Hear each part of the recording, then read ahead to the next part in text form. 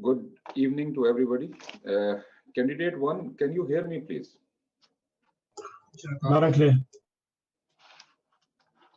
Right. So, welcome to all of you.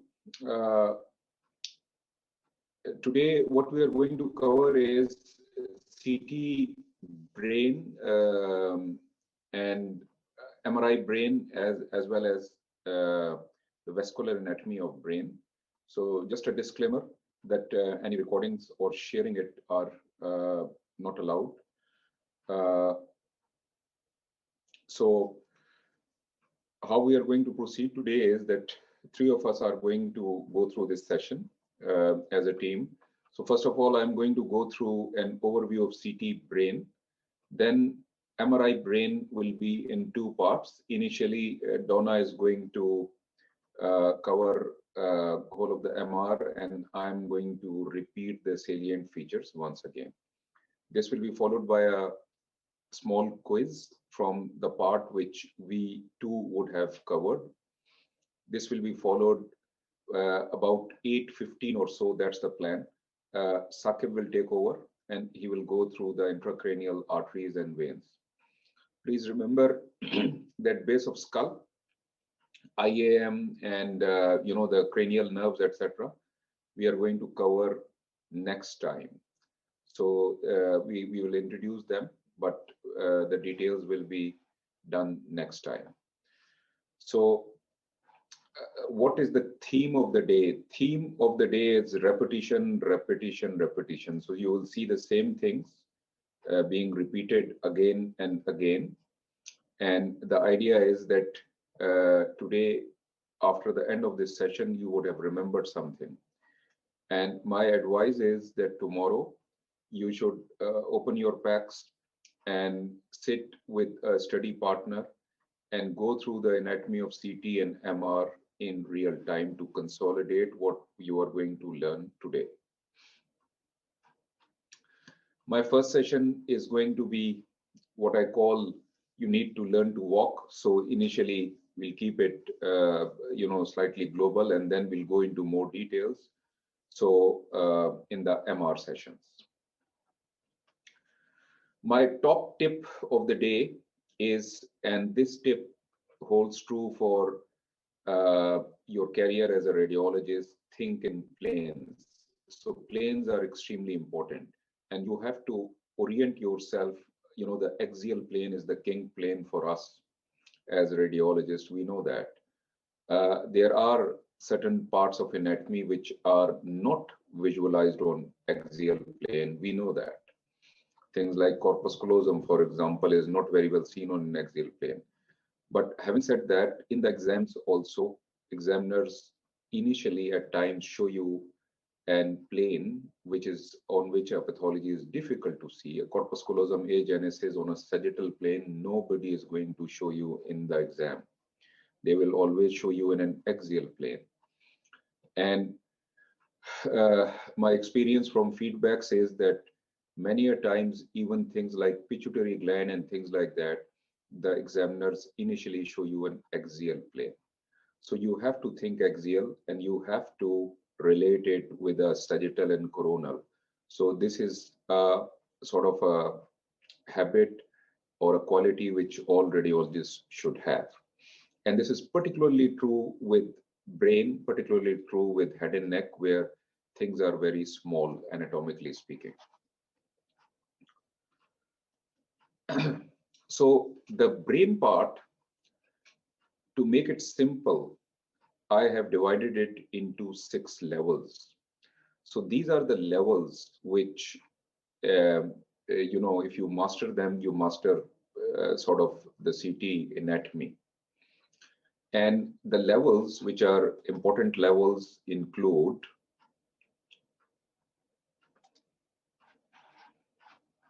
just one second, my mouse is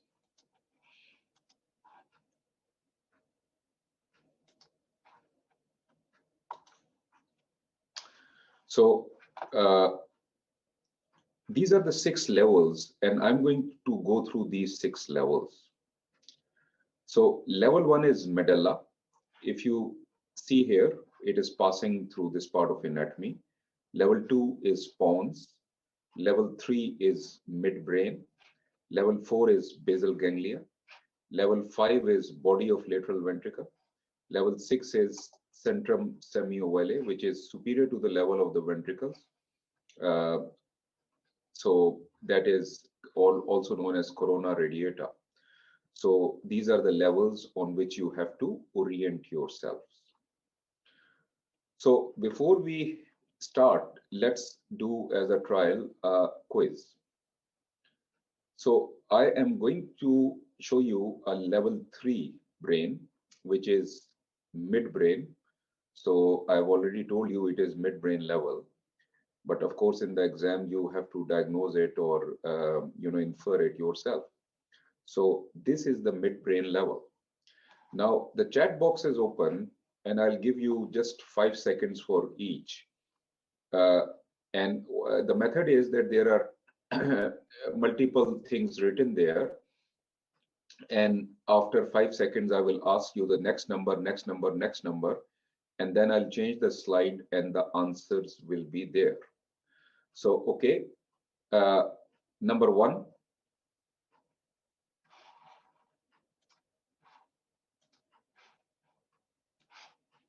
Good. Number 2.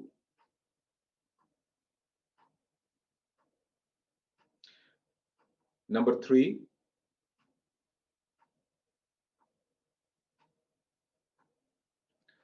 Number 4.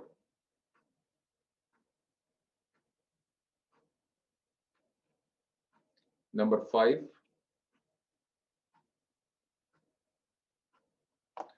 Number 6. Number 7.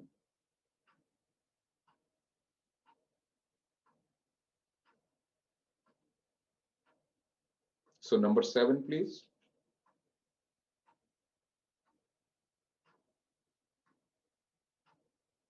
Okay. Number 8.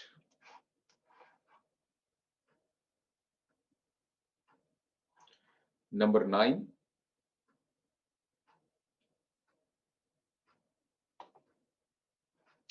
Number 10.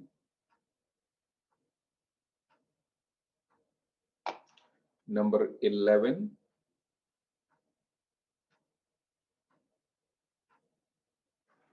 Number 12. Okay, thank you very much for participation. So the point is that I am going to revisit, but revisit after a while. Let's go through it and then we will redo it and I'll give you the answers also. So first of all, an overview of the brain. You know, this is the cerebrum, the lobes, frontal lobe, parietal lobe, occipital lobe, and the temporal lobe. One of the external landmarks is this one here. This is the central sulcus, and this is the boundary between frontal lobe and parietal lobe. Rest of the boundaries, I think we will revisit them when we are doing MR. Now, if you see here, this is the central sulcus. So this is the central sulcus, and anterior to that is this one is the precentral gyrus. Precentral gyrus is the motor area, the frontal lobe. And posterior to that, posterior to the central sulcus, is the postcentral gyrus, the sensory area. So just 2 landmarks here I want to emphasize. Another thing which I want to emphasize is the anatomy of insula. Now, insula is a special lobe of the brain, which is a sort of a junction between parietal and temporal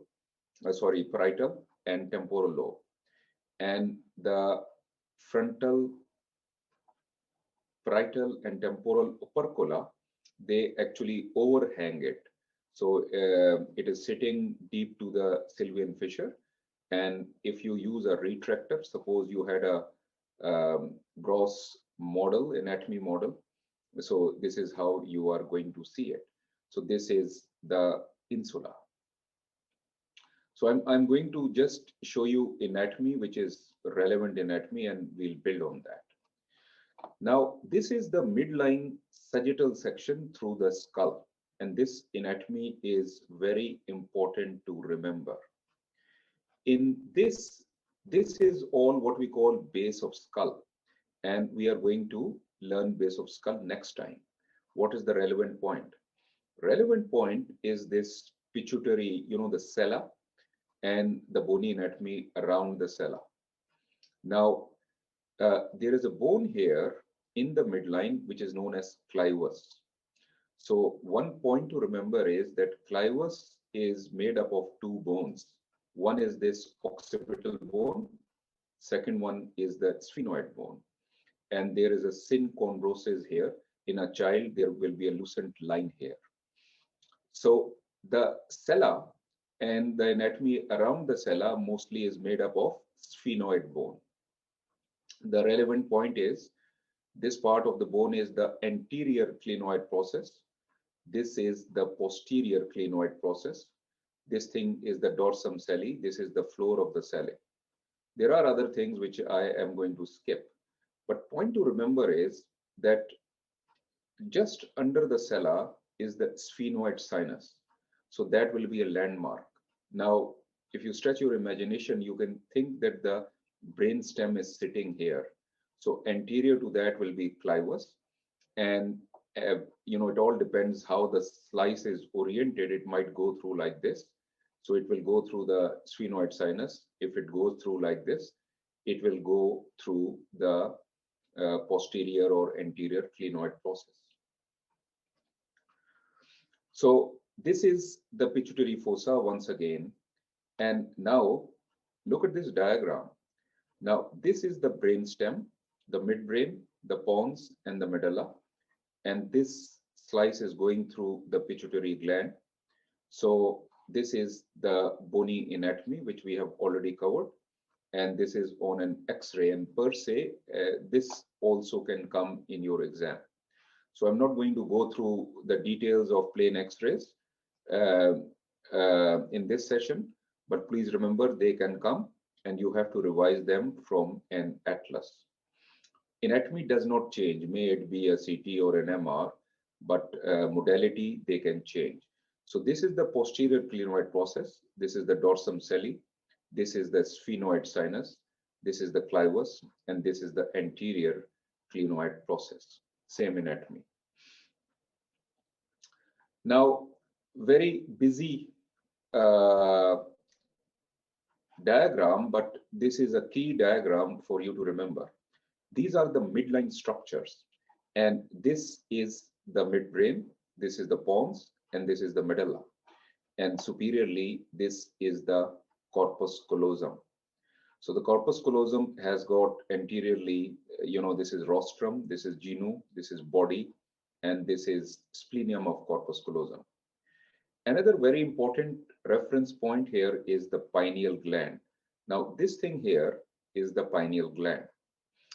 And pineal gland usually has got calcification, and that is why it is easy to see. And you can well imagine that if a slice goes through like this, it will go through the pineal gland. You will see this calcification here. So these are the important midline structures.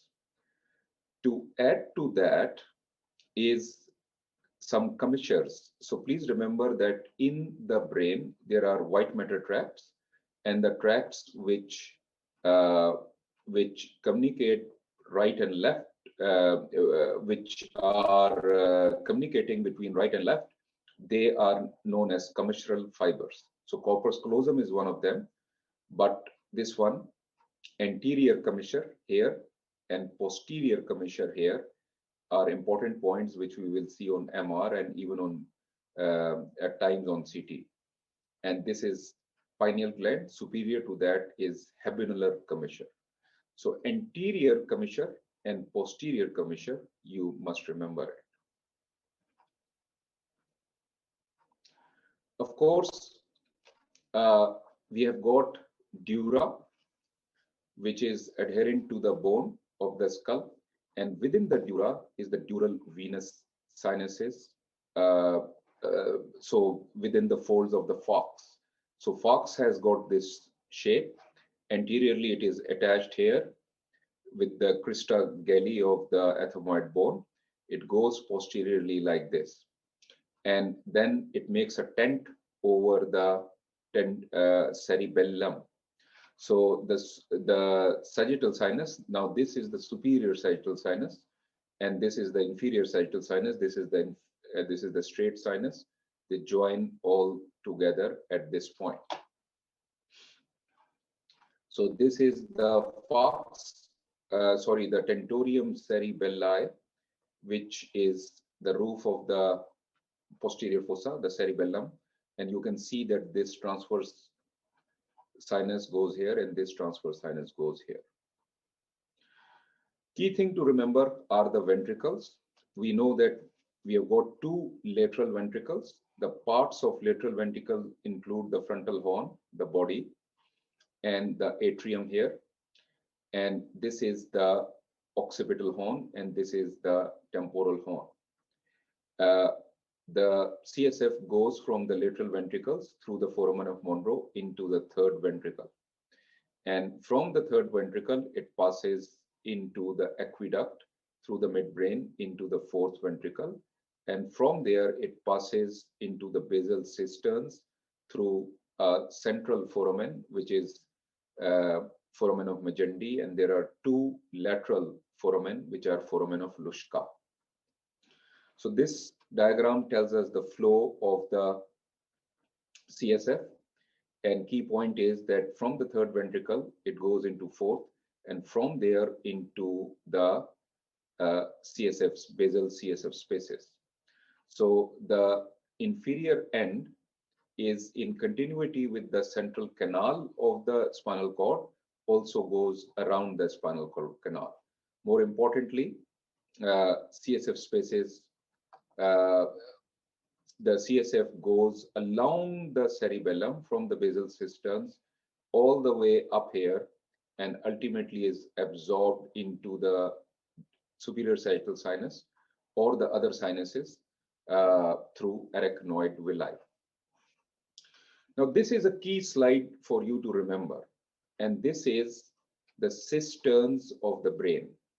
Now, what are cisterns of the brain? Cisterns of the brain are extraventricular CSF spaces, and so just remember that they are sort of lakes of CSF. Particularly, they can be supratentorial, they are around the tentorium, and they are infratentorial. The important cisterns include cisterna magna, which is posterior to the fourth ventricle. So this is the location. Prepontine, which is anterior to the pons. Cerebellopontine angle cistern, which is between pons and IAM. Interpeduncular cistern, which is in between the two cerebral peduncles of midbrain. Ambient cistern, which is around midbrain, and suprasellar cistern, which is above pituitary gland. Quadrigeminal plate cistern and other cisterns are also important, but these ones in pink are more important for you to remember. And some of these are better seen on MR. This level is an important level in anatomy of the brain, which is the basal ganglia level. And we can see that this basal ganglia is the lentiform nucleus. The medial portion is the globus pallidus, and the lateral portion is the putamen. This is the head of caudate nucleus. This is thalamus, anterior limb of internal capsule, genu, posterior limb of internal capsule. This is the insular cortex. So these things are well seen on a CT scan also. And if you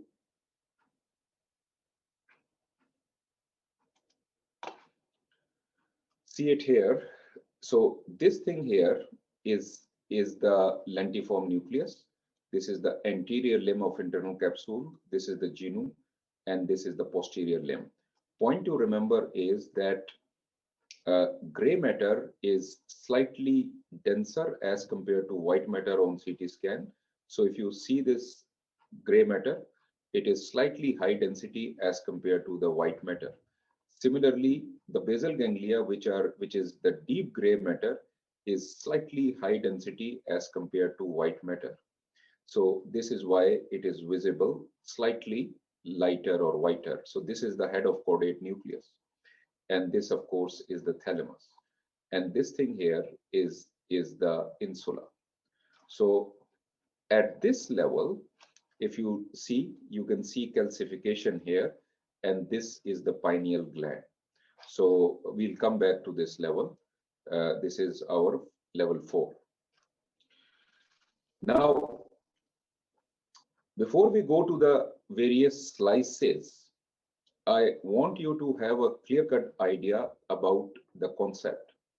You know, when we started years ago, when I started radiology, which was maybe 92, so we did not have multi-slice CT scanners. They came 10 years down the road. And the teaching was to angulate the gantry when we are doing a CT of the brain. And there were some reference points, and the idea was to keep orbits out of it. Now with multi-slice CTs, you cannot angle the gantry, but you can manipulate the technique. So you ask the patient to sort of touch the chin, tuck in the chin, towards the sternum. And from there, you can get this kind of image. But at times, the patient will not cooperate.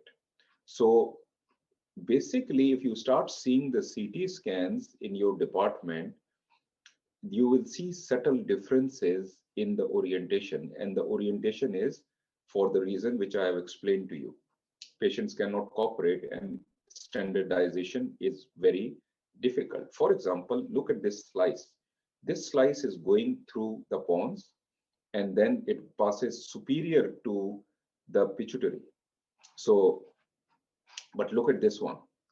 This is through the pons, and then it passes through the sella and maybe the sphenoid sinus. So these things you will see in various images. So don't be surprised about it. And of course, in MR, standardization is much more easier. Now, these are the 6 levels which we are going to go through. And so this is 1, 2, 3, 4, 5, 6. And these are the names, as I've already elaborated: medulla, pons, midbrain, basal ganglia, body of lateral ventricle, and centrum semi-ovale. So this is a CT scan, and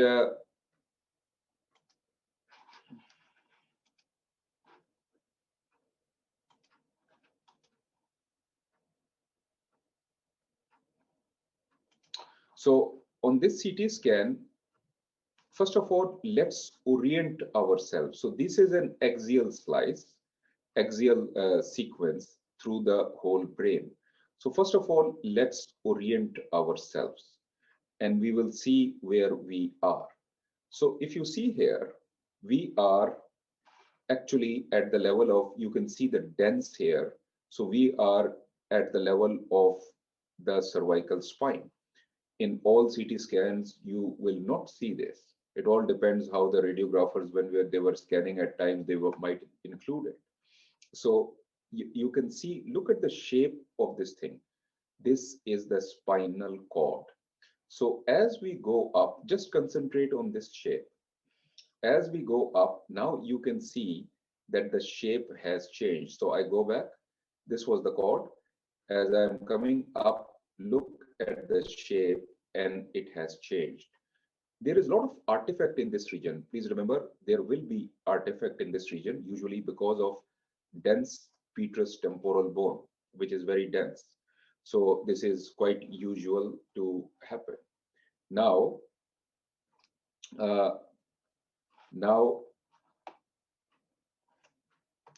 look at the shape. So this is the anterior crus. This is the anterior crus of, the pyramid of the medulla, it tells you that you are not in the cord.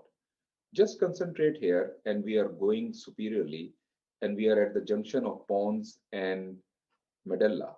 And if you see pons here, pons is like a fat man. So if you see, this is the pons. I go back. So this was the cord. This was, of course, the medulla. And here you are definitely in pons. Now, if we continue superiorly, so first of all, this will be a landmark for you. This is our level 2. If we continue superiorly, look how the shape changes, and then look the two cerebral peduncles, it gives you this shape, what we call the Mickey Mouse. So the midbrain becomes a Mickey Mouse. You see, this is an ear and this is an ear. So look for these landmarks. So if we go superiorly, then rest of the brain parenchyma, it starts in your view. Now we'll go from top to bottom, and this time the reference points are the ventricles. So here we can see that we are superior to the level of the ventricles. We are going up, all the way up. We are out of the skull. We are now going back. And till here, there is no ventricle in view. Now, as we are going below, we can see that this is the level of the body of lateral ventricle. So body, this is the body which is in communication with the frontal horn and the trigone posteriorly. So this is a reference point. As we go down, now this calcification in the midline is the pineal gland. Anterior to the pineal gland is the third ventricle, which is a slit in between the two thalami. And the frontal horns are still visible. Now, if you look carefully, you can see that from this frontal horn and from this frontal horn, you can see that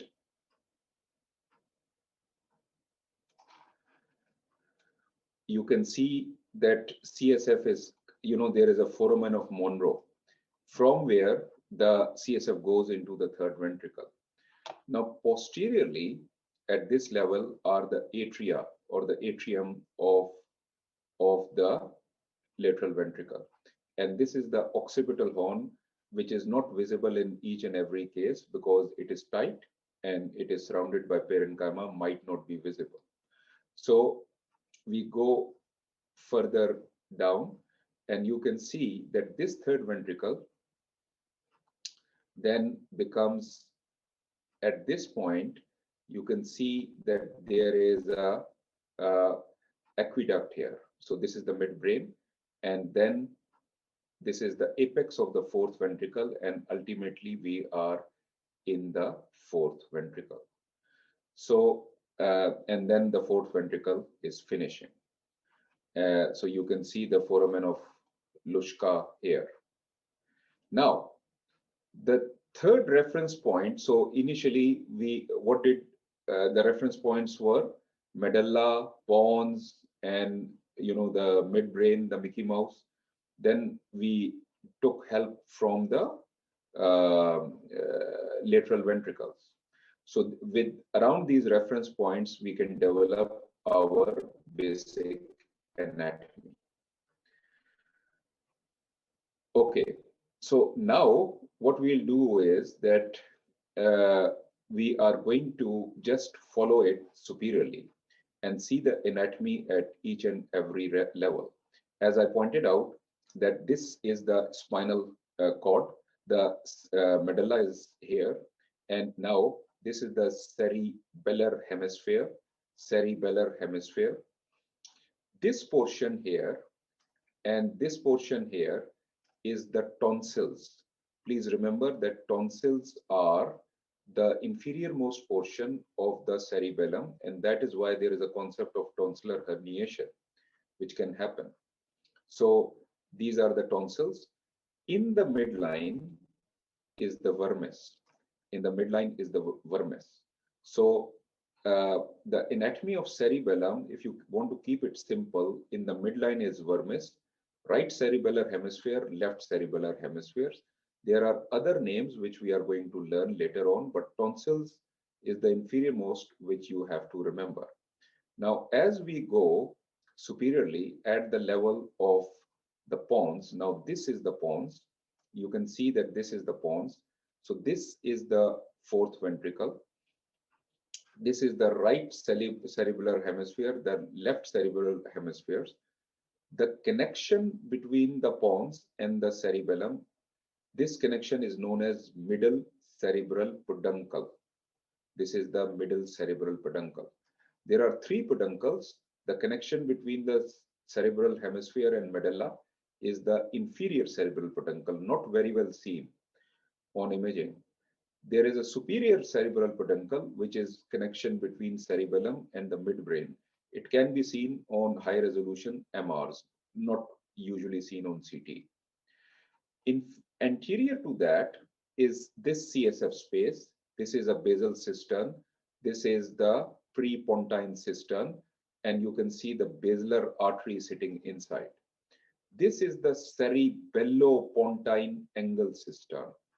So if you see, this cistern is a basal cistern which is in between the pons and the cerebellum and the internal auditory canal. So internal auditory canal on this window is not very well seen. Now, anterior to that, look carefully, because there is a bone here, and this bone is the posterior, the dorsum celli, and this is the posterior clinoid. This is the posterior clinoid. This is the anterior clinoid, and this is the anterior clinoid process. So the sella must be sitting here. This is the temporal lobe. This is the temporal lobe, temporal horn. Anterior to that is the frontal lobe and frontal lobe. So we go more superiorly, and things are changing, but still we are at the level of pons and the basilar artery. Now the posterior clinoid and posterior clinoid are better seen. Anterior clinoid are going out of our view. This is the temporal lobe, cerebellum, right and left hemisphere, vermis in the midline, fourth pons. This portion of the temporal lobe, which is the medial most portion, is known as uncus, UNCUS, uncus. We'll come back to this later on. So we are going more superiorly, and ultimately you can see that the shape is changing. It is heading towards a Mickey Mouse shape. So at this point, we stop, and this is our level 3. And this is very important. So this is the cerebral peduncle, this thing and this thing.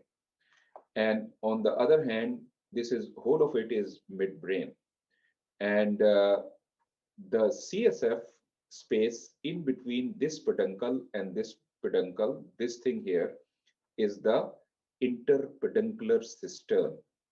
In the interpeduncular cistern, you can see something rounded here and something rounded here. So this is the mammillary bodies, mammillary body here, mammillary body here. And anteriorly, you can see the optic chiasma and then the optic radiation. This thing here is the medial most portion of the temporal lobe. This is the temporal horn, and posteriorly you can see a portion of the cerebellum still visible. In the midline is the vermis. This is the hemisphere. This is the hemisphere. The CSF spaces around the cerebellum gives this appearance of this is what we call cerebral folia. Now, around the midbrain, there are very important cisterns. So this cistern is interpeduncular cistern. This one, on the other hand, this one is the suprasellar cistern. If I go back, you can see that the sella is here, and this cistern is superior to the sella. So when we will cover MR, we will see more concepts about it. Around the midbrain, key another cistern is ambient cistern. You can see it is surrounding this. This thing is ambient cistern. The posterior cerebral artery passes through it, and posterior to it is the quadrigeminal cistern. So this level is a key level. Now this is insula and this is sylvian fissure. So we go more superiorly. As we are going superior to the midbrain, now we are heading towards, in the midline, you can see the ventricle, the third ventricle, which is here. And now we have reached our level 4. And this level 4 we have already done, where we can see uh, third ventricle, frontal horn, foramen of Monro. Now posteriorly, this is the trigone, and the trigone or atrium of the lateral ventricles. This is the pineal gland, and posterior to the pineal is still the quadrigeminal cistern, but there are other cisterns here which we will see better on MR. So wait for that. Now, the basal ganglia anatomy we have already covered: head of caudate, lentiform, insula, and this is the thalamus. Of course, the frontal lobe, and this is the occipital lobe and the occipital lobe.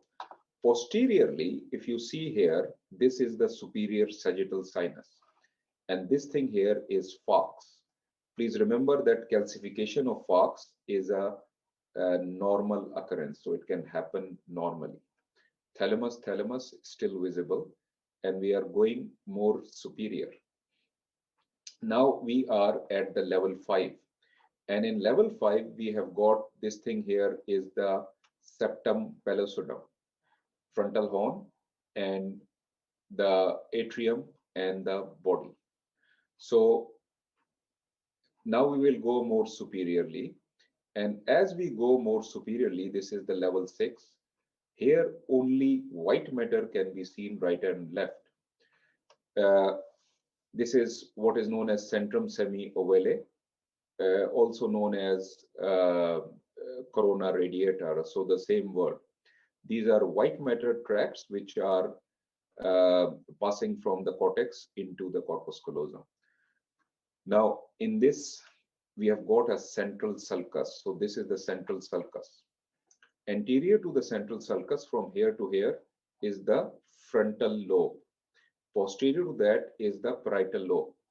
This is the pre-central gyrus, the motor cortex, and this is the post-central gyrus.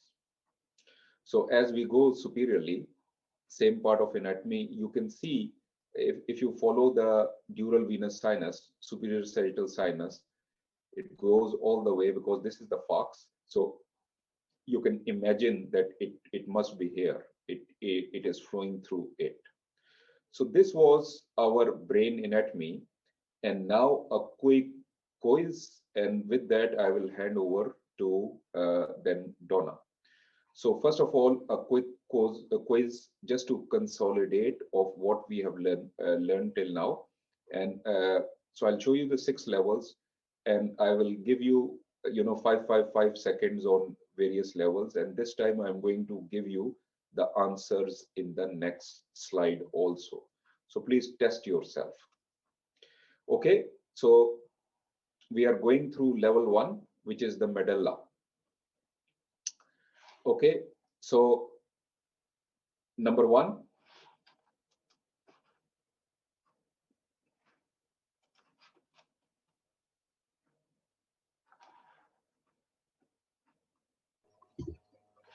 number 2, 3,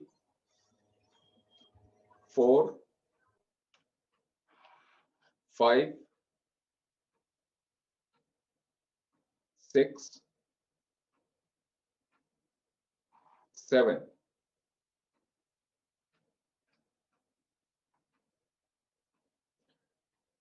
right? So if you see here, this is the ethmoid sinus, which is in between. Now this is orbit. This is orbit. I did not teach you, but we will cover it next time. And in between the two is this sinus. This is the ethmoid sinus. Posteriorly, just inferior to the level of the sella, is the sphenoid sinus. Now this is the clivus, and you can see the medulla with the pyramids and pyramids. Now, medially, so this is the cerebellar hemisphere, and this thing here and this thing here is the cerebellar tonsil. There is CSF here, which looks dirty because of artifacts, and this is the premedullary cistern. Okay, then we go to level 2, and if all of you can participate, test yourself. Number 1,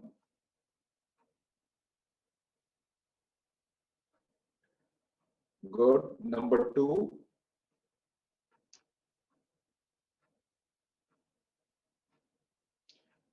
number 3,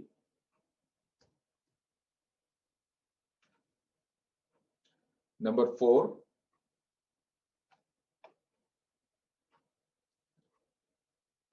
number 5, number 6, 7, 8, number 8, please. Good. 9, 10, 11, 12.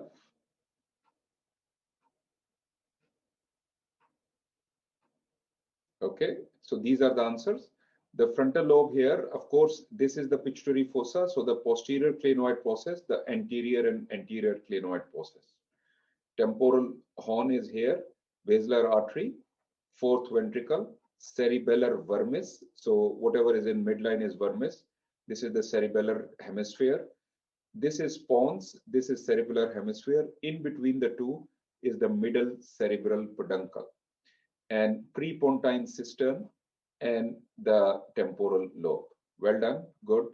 We come to level 3, which is the midbrain level. Yes, please. Number 1, good. 2, 3, 4, 5,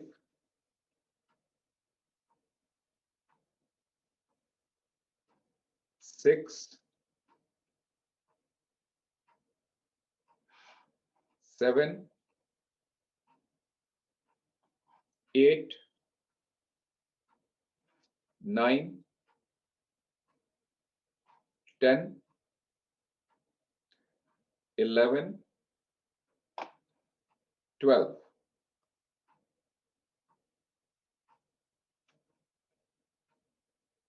Excellent. So Fox, frontal lobe was easy, insula was easy, Sylvian Fisher. So I think there is a typo here. So this is not Sylvian Fisher. This is the temporal horn. So now this is the midbrain. What has been asked here is posterior most portion of the midbrain, which is the superior colliculus. So this thing, just remember, and when we will learn on MR, then you will be more clear about it, and you can then apply that anatomy on CT scans. So that is the idea of walking and running. So this is the superior colliculus, but I'm going to teach you after the MR. Now, superior vermis of the cerebellum, this is it. Now, this is mammillary body. You can see this, circular structure here. They are asymmetrical because the patient has slightly asymmetrical position, but these are the mammillary bodies. And then this is the uncus. Uncus is the medial most portion of the temporal lobe. And there is ambient cistern, the cistern which goes around the midbrain. And the cistern which is posterior to the midbrain is the quadrigeminal cistern, and superior sagittal sinus, of course, continues here. And then basal ganglia level, and this is the level which you people, I think, did in the beginning also. So the answers are these ones. So we can see that this is the frontal horn. This is the foramen of Monro. So this is the frontal horn, and you can see that foramen goes through it, and then the CSF will go into the third ventricle. This thing is insula. This is lentiform nucleus. Genu of the corpus callosum, a bit of stretch of imagination, but if you can see, this is the anterior limb, this is the posterior limb, and this here is the genu of the internal capsule. This is the atrium of the third ventricle, correction, the lateral ventricle. This is the occipital lobe, and this is head of caudate nucleus. Thalamus is here, third ventricle, pineal gland which has got calcification. Posterior to the pineal gland is quadrigeminal cistern, same cistern which is posterior to the midbrain, because pineal is just superior to the level of the midbrain. And this is the superior sagittal sinus. From here, we come to level 5, which is easy level. And this level has got the, okay, so if you can track on with the answers. Number 1, what is this? Number 2, number 3,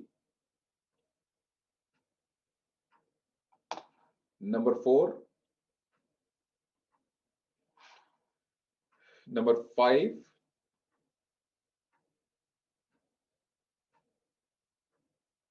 number 6,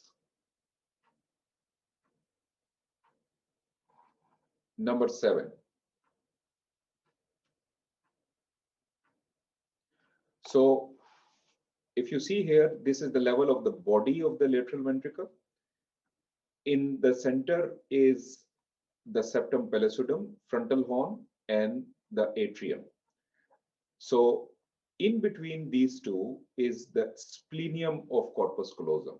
So this is the splenium of corpus callosum.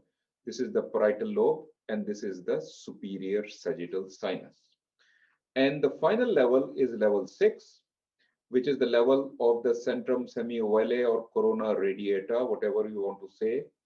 So, okay, what is number 1?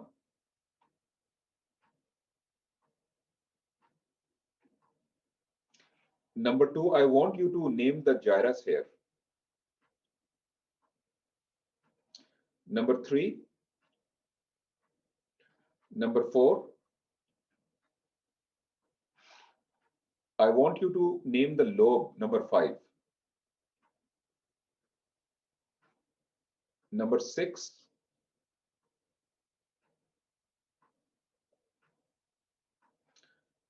number, and again the lobe, please.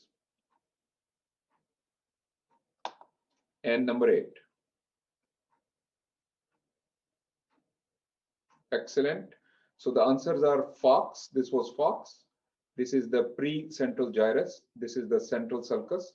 This is the post-central gyrus. And then the frontal lobe, centrum semiovale or corona radiata, whatever you want to call it.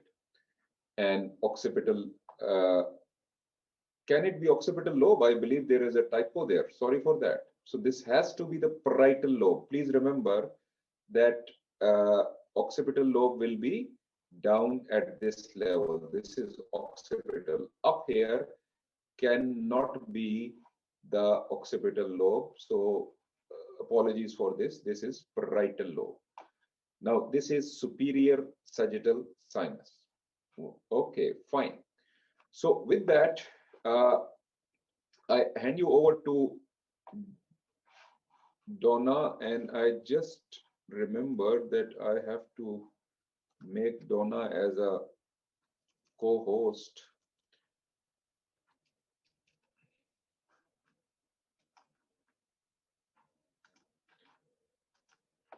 So, Donna, you are a co-host now. Yeah, Can you hear me? me okay? Yes, I can hear you. So please take over and share your screen. Okay.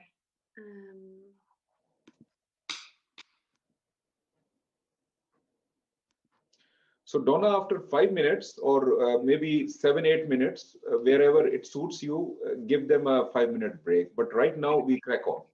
Can you see my screen? I can see you, but not your screen. Okay, just bear with me for 1 second.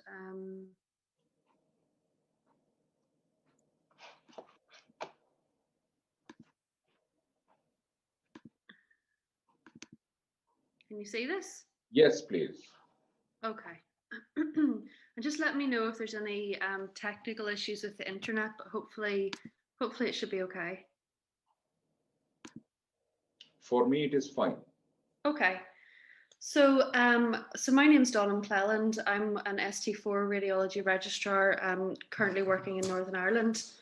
So thank you for asking me to give this talk this evening, and it'll be approximately 45 minutes. And the aim is really to cover the key sort of neuroanatomical areas on MRI imaging relevant mainly for the exam and for your day-to-day practice. So these are the main anatomical areas I'm going to cover, and there may be a bit of repetition from what Dr. Khan has already covered. However, this will be helpful and hopefully, reinforce your learning. So I do appreciate there's a lot to take in and the sessions might feel a bit overwhelming, but the aim isn't really to learn your entire neuroanatomy, but really to start to become familiar with the concepts. So when you go to do your own private study, the anatomy will be easier for you to understand and the repetition will help things stick in your mind. So as I've said, it'll mainly be MRI based, but there will be a number of CT images where I felt this explained the anatomy better. So we're going to start by looking at cerebral hemispheres, mainly concentrating on the lobes, the fissures, and the gyri. So before we move into the lobes, can you see my pointer okay? Yes, we can see it. Okay, so this is the interhemispheric fissure, and it separates the left and the right cerebral hemispheres. It also contains the falx cerebri, which is a double fold of dura mater that descends through the interhemispheric fissure in the midline of the brain to separate the right and left hemispheres. So it's clinically significant in that pathological processes that cause mass effect can cause deviation of the falx. So in the case on the right here, we can see a large acute hyperdense subdural hematoma on a patient on warfarin. So this subdural overlies the right cerebral hemisphere and is causing adjacent sulcal effacement. So the blood can also be noted tracking along the posterior aspect of the falx. So overall, this has resulted in marked mass effect and the falx cerebri has shifted off the midline to the left, and there is also partial effacement of the right lateral ventricle. So I will also mention the tentorium cerebelli, which we can just see here. Sorry, I think maybe there's some writing on the screen. Oh.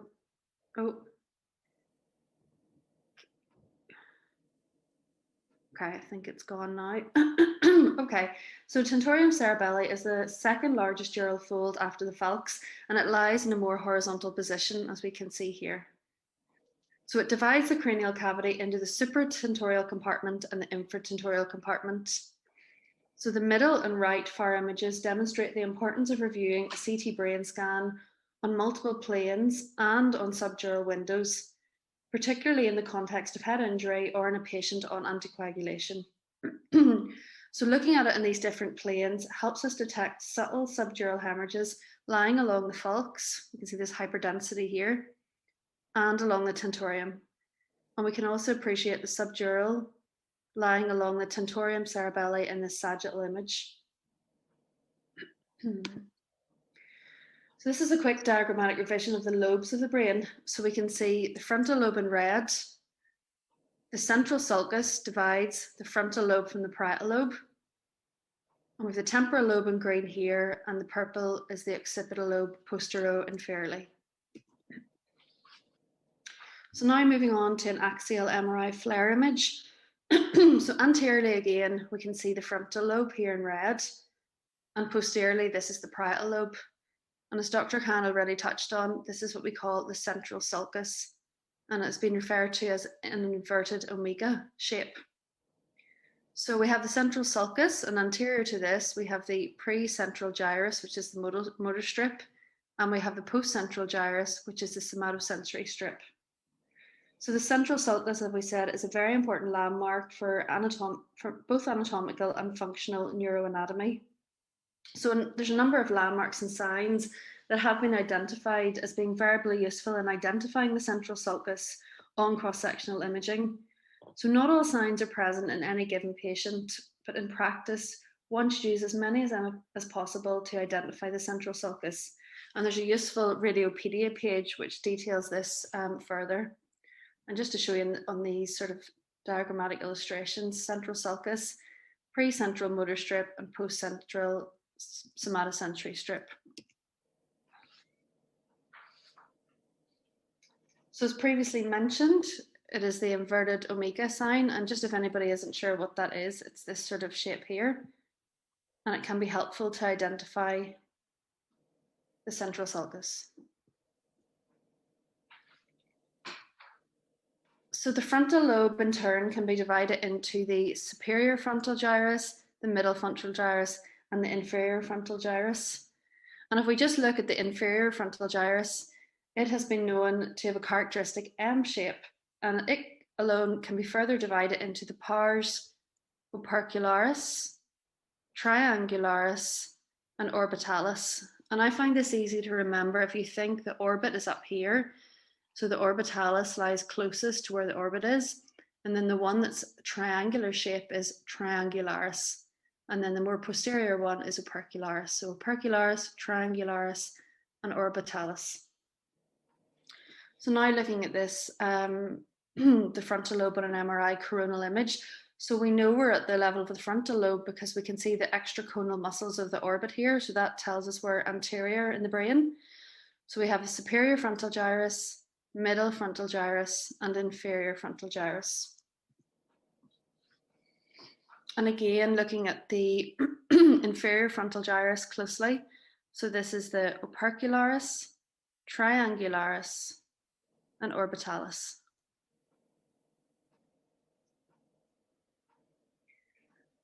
So as we move inferiorly, we approach the cingulate gyrus in brown, which is here.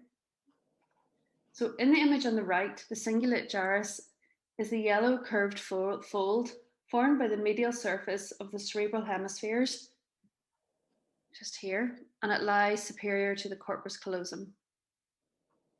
So it is a component of the limbic system, and it is involved in processing emotions and behavior regulation. So I think we've just come up to 7 o'clock. So if everybody's happy, we'll take a 5-minute break here and start back at approximately just 5 or 6 minutes past 7. That's fine, Donna. Thank you. Okay.